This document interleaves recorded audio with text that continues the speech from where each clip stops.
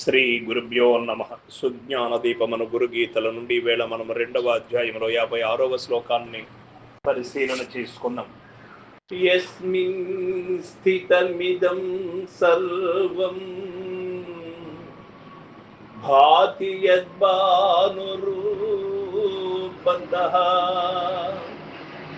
యత్ప్రీత్యా ప్రియపుత్రాది తస్మై శ్రీ గురవే నమః.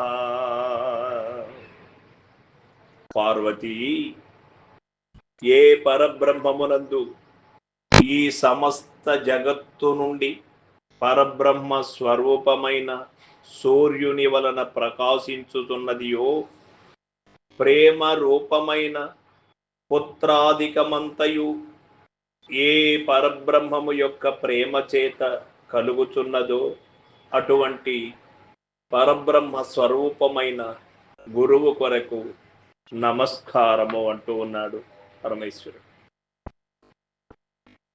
మనము తెలుసుకోవలసినటువంటి సత్యము ఏమిటంటే, ఈ సమస్త జగత్తు నుండి పరబ్రహ్మ స్వరూపమైన ఆ యొక్క గురుశక్తి ఏ విధంగా ఉన్నది అంటే, సూర్య ప్రకాశము చేత ఈ ప్రపంచము అంతా కూడా దేదీప్యమానంగా ఎవరి కర్మములు వారు చేసుకోగలుగుతూ ఉన్నారు.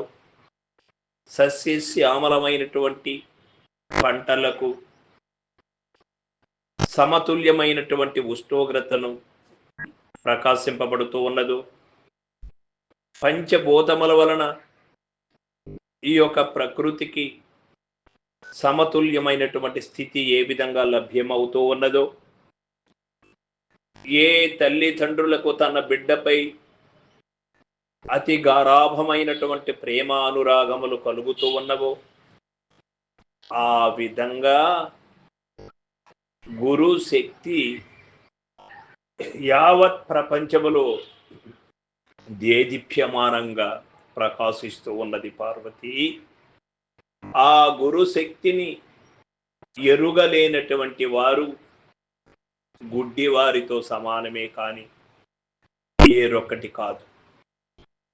అటువంటి వారిని, ఆ స్థితి కలిగినటువంటి వారు తెలుసుకోగలుగుతూ ఉన్నారే కానీ తక్కిన వారు తెలుసుకోలేక నానా భ్రాంతులకు లోనై, నానా నటనలకు లోనై దుఃఖానికి గురవుతూ ఉన్నారు.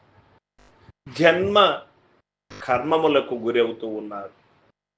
ఈ జనన మరణ భ్రాంతిలో చిక్కుకుంటూ ఉన్నారు. పార్వతి, ఇవి అన్నీ కూడా మటుమాయమై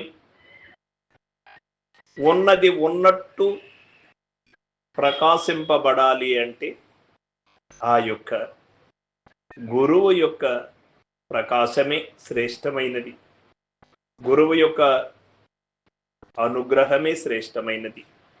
కాబట్టి అట్లాంటి గురుశక్తికి నేను అనునిత్యము జపము, తపము, వ్రతములు, క్రతువులు ఏమి చేసినా కూడా ఆ గురుశక్తికే కానీ ఏరొకదానికి కాదు అని చెప్తూ ఉన్నాడు పరమేశ్వరుడు. సర్వం సద్గురుపాదార్పణమస్తు. జై గురుదేవ.